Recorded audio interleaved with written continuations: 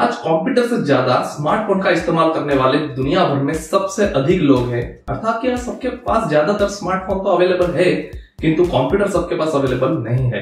इसलिए इस वीडियो में आपको मैं मोबाइल के जरिए कैसे IRCTC में रजिस्ट्रेशन कर सकते हैं और आपको एक टिकट बुकिंग करके भी बताऊंगा, जिसके जरिए आप सीख सकोगे कि कैसे IRCTC में टिकट बुकिंग कर सकते हैं। और बाद में यदि आपको उस टिकट को कैंसिल भी करना हो, अर्थात कि आपका जो जर्नी है वो कैंसिल होती है, तो आपको अगर टिकट को कैंसिल करना है तो मैं आपको उसकी प्रोसेस भी बताऊंगा। नमस्कार दोस्तों, मेरा नाम है अल्पेश चंद्रे, आप देख रहे हैं सब खरीद यूट्यूब चैनल। बहुत बहुत स्वागत है आपका।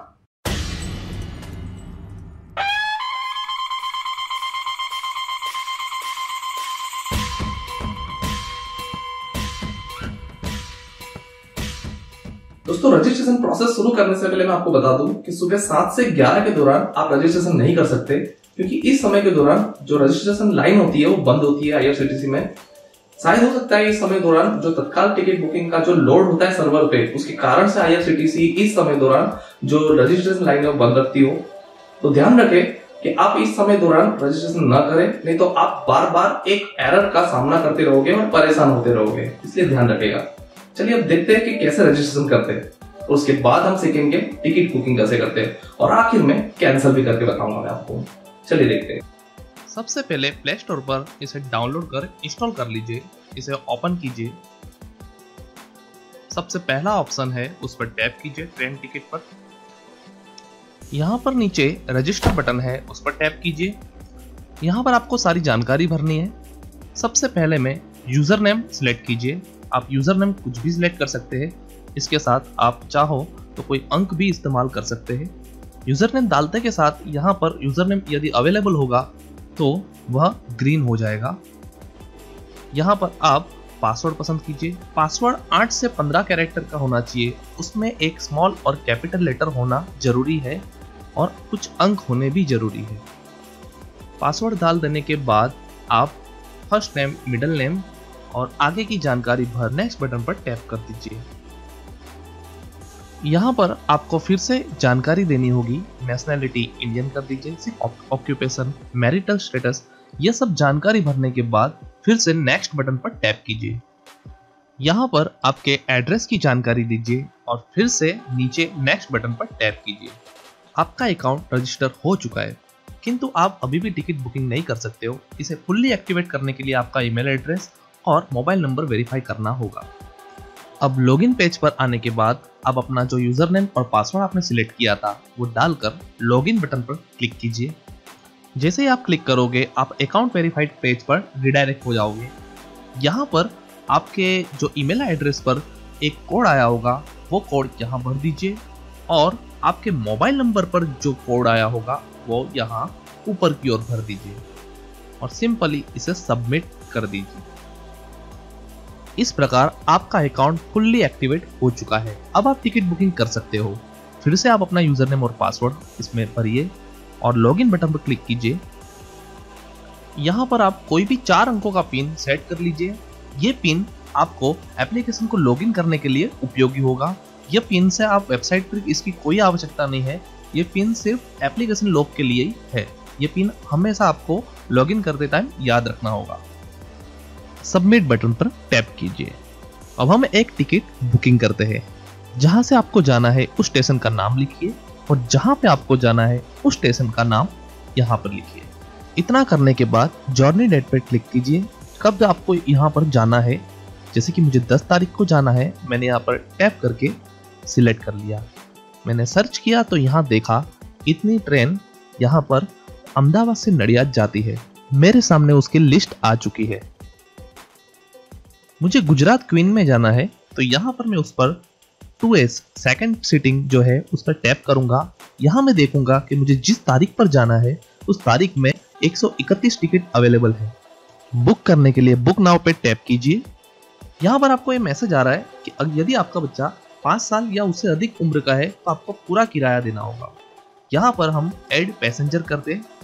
यहाँ पर पैसेंजर का नाम और इसकी उम्र और मेल है फीमेल है यहाँ पर इतना भर दीजिए और नीचे डन पर टैप कर दीजिए। इसी प्रकार आप और भी पैसेंजर का नाम ऐड कर सकते हैं। यदि आपके साथ 5 साल के नीचे की उम्र का बच्चा या बच्ची सफर कर रहे थे, उनका नाम भरना भी यहाँ पर जरूरी है। इनका कोई किराया नहीं लगेगा, किंतु नाम यहाँ पर देना जरूरी होता है, तो यहाँ पर आप उन्हें भी ऐड कर दीजिए।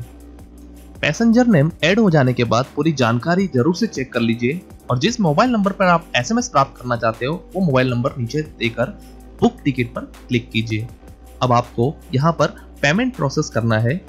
यहाँ पर कैप्चा एंटर कीजिए और प्रोसीड टू पेमेंट पे टैप कीजिए। दोस्तों सभी के पास नेट बैंकिंग अवेलेबल नहीं होता है, सभी के पास ATM जरूर से अवेलेबल होता है, इसलिए मैं यहाँ पर आपको ATM से पेमेंट करके बता रहा हूँ और ATM से पेमेंट करने पर आपको चार्जेस भी नहीं लगते हैं। इसका एक बेनिफिट भी है हमें। नेट बैंकिंग या क्रेडिट कार्ड या डेबिट कार्ड से अपने पेमेंट करने के लिए बीच वाला ऑप्शन सिलेक्ट कीजिए। इसमें यहाँ पर 4 प्रकार के पेमेंट गेटवे ऑप्शन दिए गए हैं। आप चारों में से किसी का भी इस्तेमाल कर सकते हैं, किंतु ध्यान रहे चारों के जो चार्जेस है वह अलग अलग है।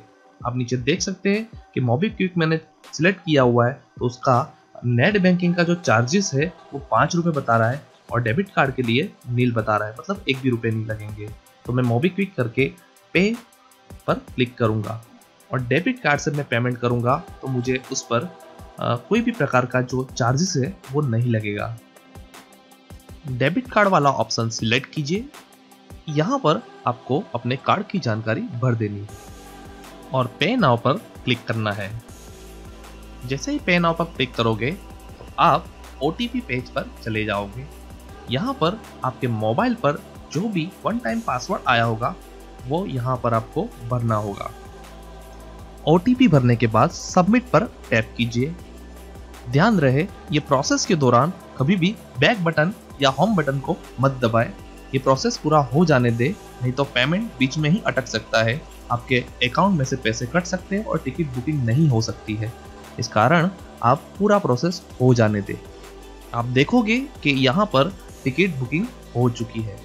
आप इसे सेव कर सकते हैं या इसका स्क्रीनशॉट ले सकते हैं और आप चाहो तो आप इसकी प्रिंट भी निकलवा सकते हैं। वैसे प्रिंट निकालने की कोई आवश्यकता नहीं है क्योंकि अब मोबाइल में टिकट वैलिड माना जाता है, किंतु हाँ सफर के दौरान आप अपना ID प्रूफ जरूर साथ रखें क्योंकि TC को यदि जरूर लगे तो वह आपका ID प्रूफ भी मांग सकते हैं, इसलिए अपना ID प्रूफ भी जरूर साथ में रखें।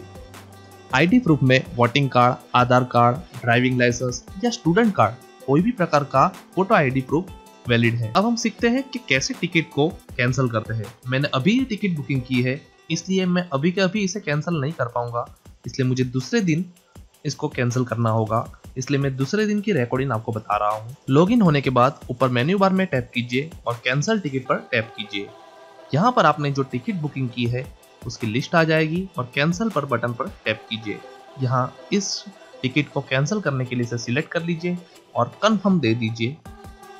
इतना करते के साथ आपको एक बार फिर से पूछेगा कि सच में टिकट कैंसिल करनी है। कंफर्म देने के साथ ही आपकी टिकट कैंसिल हो चुकी है। दोस्तों मुझे इसका रिफंड नहीं मिलेगा क्योंकि जो इसका रिफंड अमाउंट है और रिफंड चार्जेस से भी बहुत कम है। 45 रुपीज बहुत ही कम है। ये जो अमाउंट है पेनल्टी के अमाउंट से भी बहुत ही कम है, इसलिए मुझे यहाँ पर ईमेल में लिखा हुआ आ रहा है ये जो रिफंड है आपको नहीं मिलेगा। किंतु दोस्तों आप जब भी टिकट कैंसिल करते हो तो आपका जो रिफंड अमाउंट है बहुत ही ज्यादा होगा, तो आप तो पेनल्टी काट के आपके अकाउंट में आपने जिस अकाउंट से पेमेंट किया है उस बैंक अकाउंट में आपको रिफंड मिल जाएगा। रिफंड 2 से 3 दिन में आपके खाते में जमा हो जाता है। और आखिर में आपको मैं एक जानकारी भी दे देता हूँ कि आप एक अकाउंट के जरिए महीने में 6 टिकट बुकिंग कर सकते हैं। अगर आप अपना आधार कार्ड या पान कार्ड इस अकाउंट में वेरीफाई करवा लेते हैं तो आपको ये बढ़ाकर 12 कर देंगे, अर्थात कि एक महीने में आप 12 टिकट बुकिंग कर सकते हैं। आशा है कि आपको ये जानकारी पसंद आई होगी। वीडियो आखिर तक देखने के लिए बहुत बहुत धन्यवाद।